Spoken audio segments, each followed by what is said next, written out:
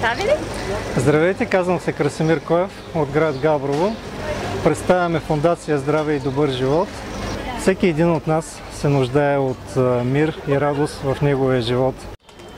Фондация Здраве и добър живот работи на територията на Република България, като желанието ни е тая хубава здравна и духовна литература да достигне до всеки един българин, за да може тя да промени неговия живот към по-добро.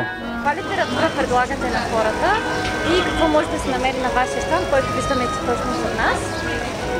Искаме да представим книгата на книгите, Библията, която представлява интерес както за малки, така и за големи.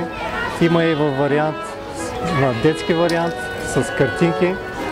Искам да кажа, че това е най-продаваната книга в цял свят и в тая книга може да се намерят всякакви поучителни истории, които да засегнат лично живота на всеки един от нас.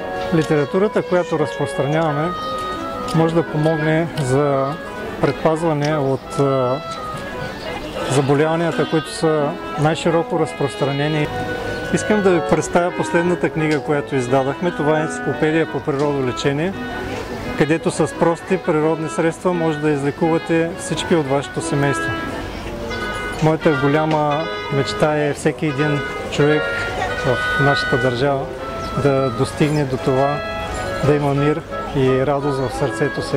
Най-голямата нужда, която има човек, това е нуждата от Божието Слово и то Божието Слово в сърцата, за да може да променя и да преобразява хората към по-добро.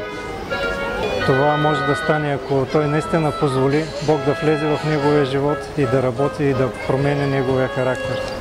Едно от нещата, за които реших да участвам в това събитие, е факта, че когато научих, че на Алея на книгата от тая година в София нямаше християнска организация, която да продава Библии, тогава взех твърдо решение, че трябва да има някой, който да може на едно такова голямо мероприятие, като Алея на книгата, да предложи и Библията, която е книгата на книгите, както всички знаем.